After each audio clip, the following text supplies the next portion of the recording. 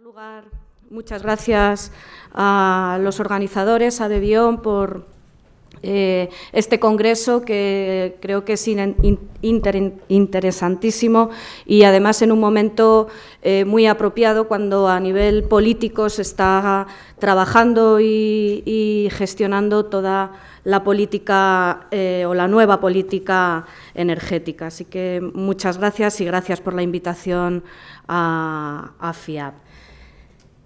Yo, en principio, voy a hacer una presentación muy general del sector, de la federación, y daré algún dato muy general de energía en nuestro sector, y no voy a entrar ni en casos de éxito, evidentemente, ni en tecnologías muy concretas, que creo que posteriormente los ponentes que vienen detrás de mí son los expertos y los que conocen realmente todo este tema. Lo primero es contarles qué es la FIAB. La FIAB es una federación de asociaciones, se creó en el año 77, ya hemos hecho 35 años de funcionamiento, fue una de las primeras federaciones que se organizaron en España, y nuestro objetivo es representar a la industria de alimentación y bebidas a través de un único organismo y de una única voz. Su actividad fundamental, pues, representar los intereses de la industria de alimentación y bebidas, tanto a nivel nacional como europeo, fundamentalmente nacional y europeo, aunque también tenemos actividad internacional.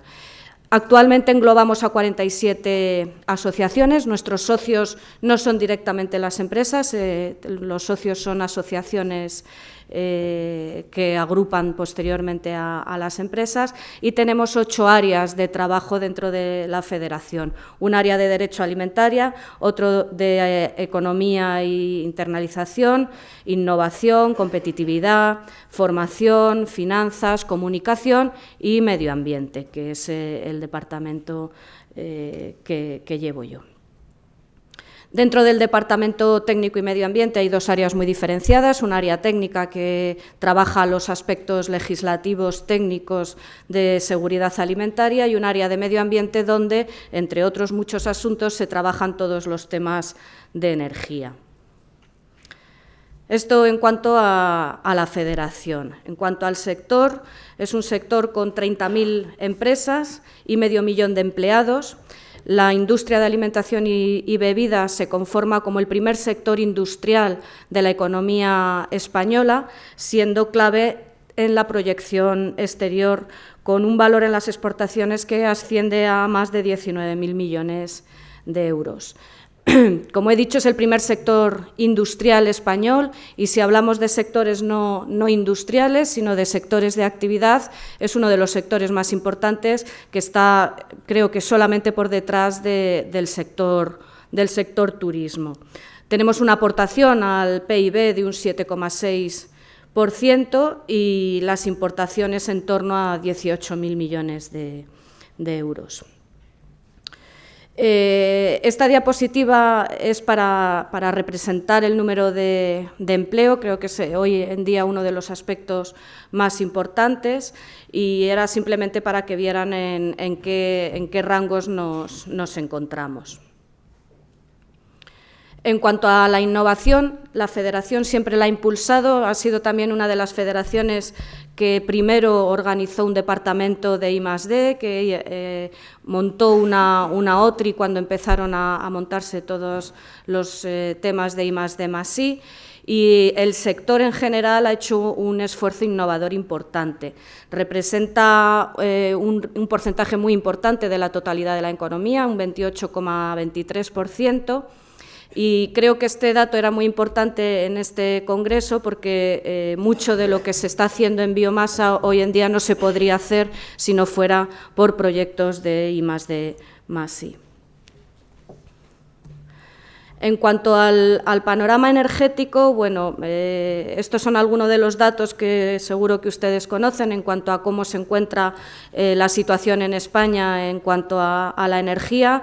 Una dependencia energética externa del 80% debido a distintos factores, entre otros, por ejemplo, el déficit tarifario del que hablaré un poco más tarde. ¿Qué es importante para el sector industrial y no solo para el sector de alimentación y bebidas? En nuestra opinión, es necesario tener un mix energético equilibrado, donde entren todas las tecnologías y todas las posibles fuentes de energía. Tiene que estar también la energía nuclear y, por supuesto, las renovables. Y, por supuesto, un apoyo en I+D+I para poder trabajar en todos estos aspectos.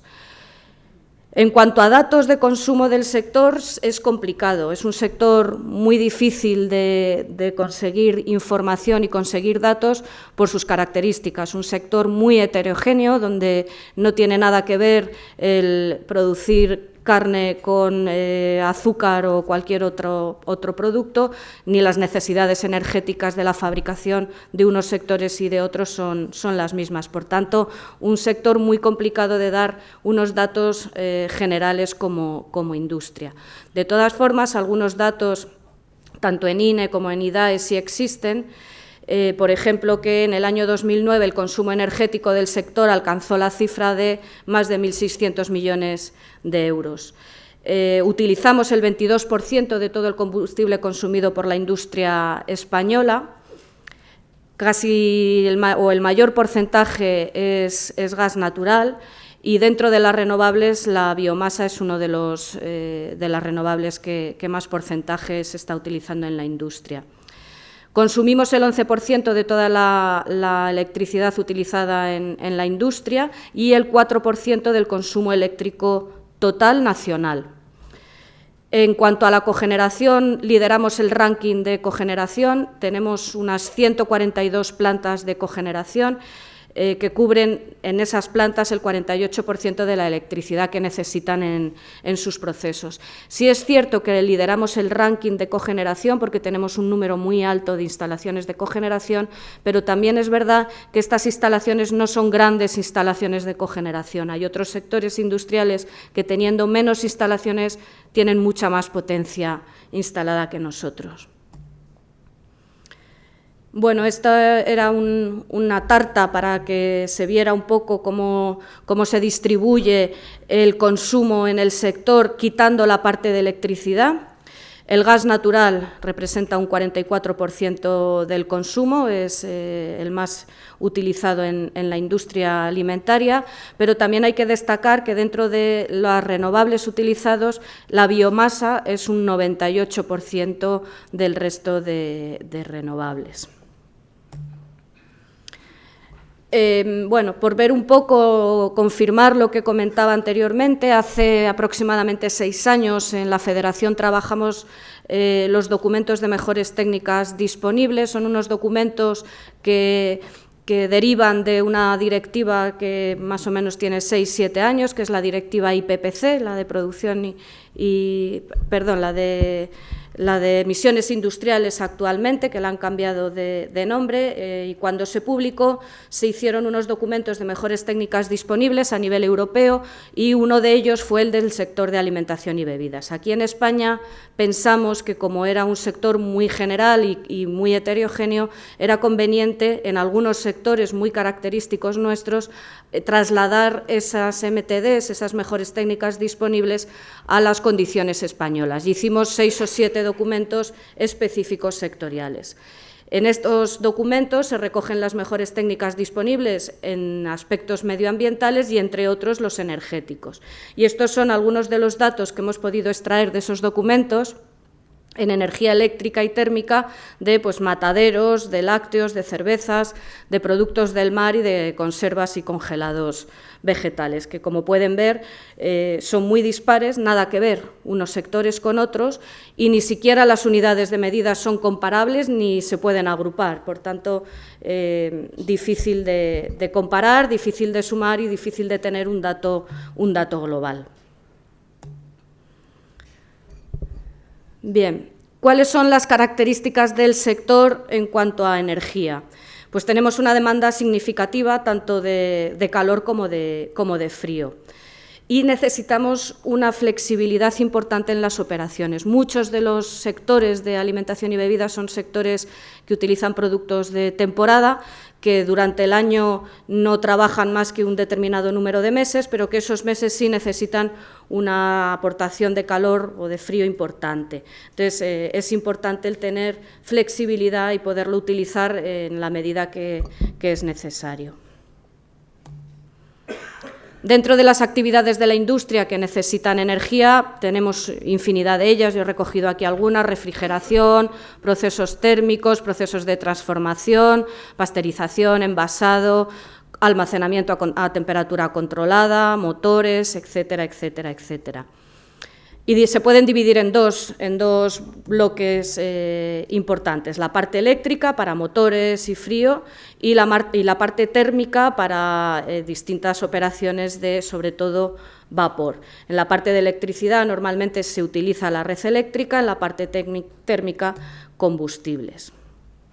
¿Y cómo hace frente la industria alimentaria a estas necesidades? Pues de distintas maneras. La planta típica, como he comentado ahora mismo, la necesidad eléctrica la cubre a través de la red eléctrica, y la térmica pues a través de calderas con distintos combustibles que pueden ser líquidos, gas o sólido. Dentro del gas, como he comentado anteriormente, el gas natural es el más utilizado, y dentro del sólido la biomasa. Otras instalaciones lo que tienen es una planta de cogeneración que normalmente diseñan en función de sus necesidades térmicas y también aporta la necesidad eléctrica. Normalmente, como están configuradas para la necesidad térmica, sobra energía eléctrica que venden a la red, con un régimen especial hasta hace poco que el Gobierno sacó un Real Decreto, febrero creo que fue, que ha cambiado bastante o considerablemente las condiciones de la cogeneración en España. El tercer tipo de instalación son instalaciones que utilizan energías renovables. Hoy por hoy, y por lo que yo puedo saber, normalmente no son instalaciones en la mayoría de las plantas que se empleen exclusivamente como energía única, son complementarias a la parte eléctrica o a la parte de vapor, y luego los sistemas combinados, que son los casos de éxito que a continuación los ponentes irán presentando. Bien, ¿y cómo se encuentra el panorama actualmente en España? Pues muy complicado, realmente complicado, después de que el Gobierno presentara en el Congreso el proyecto de ley de medidas fiscales para la sostenibilidad energética. Un proyecto que al sector industrial nos ha cogido totalmente desprevenidos, no ha sido consultado con la industria, y que lo que pretende es cubrir el déficit tarifario. Hay tres medidas, hay más medidas, pero hay tres que afectarán al sector en gran medida: el impuesto sobre el valor de la producción de la energía eléctrica, la modificación del tipo impositivo establecido para los distintos combustibles, en concreto lo que más nos va a afectar es al gas natural, y la supresión de las exenciones previstas en concreto en la cogeneración. Bueno, el impuesto sobre el valor de la producción de la energía eléctrica no podemos calcular el coste que puede ocasionar, es muy complicado por la fórmula de pago de la energía. En cuanto al gas natural es más sencillo, porque el propio reglamento, el propio proyecto establece 0,65 euros por gigajulio, cosa que anteriormente estaba exento. No, el gas natural no tenía lo que ahora llaman el céntimo verde. En cuanto al gasóleo y al fuelóleo, pues para el gasóleo establecen 29,15 euros por cada 1.000 litros y para fuelóleos 12 euros por tonelada. Y luego, como he comentado anteriormente, la supresión de las exenciones a la cogeneración. Por tanto, la cogeneración queda dañada, entre comillas, por dos aspectos. La cogeneración que viene por gas natural por el coste del gas natural, por el céntimo verde del gas, más la supresión de la exención. Si la cogeneración se hace a través por biomasa o por otros métodos, entonces no. Bueno, las consecuencias del proyecto van a ser importantes. Creemos, o se ha estimado, unos 1.500 millones de euros anuales de incremento del coste al sector industrial, no solo al de alimentación, a todo el sector industrial, lo que va a provocar deslocalización de empresas, pérdida de competitividad, dificultad en la exportación, en fin, una serie de problemas que actualmente no, o que van a sumarse a los que actualmente existen. Realmente la industria lo que necesita es una auténtica reforma energética, muy encaminada a un plan industrial que, como en otros países, por ejemplo Alemania, ya los tienen establecidos, hacen una política energética muy adaptada a las necesidades de su industria para hacerla lo más competitiva posible, y no un mecanismo de recaudación que al final es lo que acaba siendo este proyecto de ley. Bueno, las consecuencias las he comentado antes: pérdida de competitividad, dificultades en todo el tejido industrial, puestos de trabajo perdidos y distintas consecuencias para la industria. Hemos enviado distintas cartas abiertas al Gobierno y directas. Gracias. 15 sectores industriales, comenzamos, ya somos 17, se ha unido el yeso y materiales de construcción también, y de momento no hemos tenido respuesta del Gobierno. Creemos que tiene solución, que lo que hay que hacer es una adecuada política energética y no una de fiscalidad, pero claro, tenemos que sentarnos y verlo y analizar a fondo las consecuencias del estudio. Aquí voy a ir muy rápido, sobre todo porque me han sacado ya la tarjeta amarilla. Y porque esta parte la van a comentar los siguientes ponentes con mucho más detalle. Son los distintos sistemas de aprovechamiento de biomasa y las ventajas que puede aportar la biomasa. Había resaltado algunos ejemplos, pero como digo, los ponentes posteriores van a contar ejemplos más concretos y con mucho más detalle. De todas formas, las presentaciones, como supongo se distribuirán, pues están en las diapositivas. Esta es una de cooperativas agrarias, no es nuestra, pero es un informe que lo llaman Manual de Ahorro y Eficiencia Energética del sector de almazaras de cooperativas, que vienen distintos ejemplos y que es un documento que merece la pena ver. Más ejemplos de biomasa. De cogeneración tampoco insisto mucho más, porque ya he hecho algún comentario a lo largo de la presentación, y lo único que me gustaría, por terminar, es resaltar algunas conclusiones que voy a leer directamente. Tenemos una dependencia externa muy importante y es necesario mejorar la eficiencia energética para que las empresas puedan ser lo más competitivas. La utilización de los residuos como biomasa para la producción energética deben tenerse en cuenta para mejorar la eficiencia del sector. Tenemos un gran potencial para el aprovechamiento energético y la cogeneración con biomasa obtenida de residuos. La industria alimentaria está haciendo un gran esfuerzo para disminuir su consumo y aumentar su autoabastecimiento. La incorporación de la sostenibilidad en la gestión de las industrias es un factor primordial para la competitividad. La industria tiene entre sus prioridades la innovación y las mejores técnicas disponibles, entre ellas las energéticas también. La competitividad en relación con los costes energéticos de las industrias es una condición clave para evitar deslocalización y mejorar competitividad. Para mejorar la eficiencia energética y aumentar el autoabastecimiento, el sector necesita una estabilidad regulatoria y un apoyo al desarrollo de iniciativas como las presentadas de forma adecuada, y no unas medidas legislativas desproporcionadas como la que actualmente ha presentado el Gobierno, y evitar la pérdida de competitividad en el sector, que es fundamental para que todos podamos competir, sobre todo cuando estamos exportando. Pues nada más. Muchas gracias.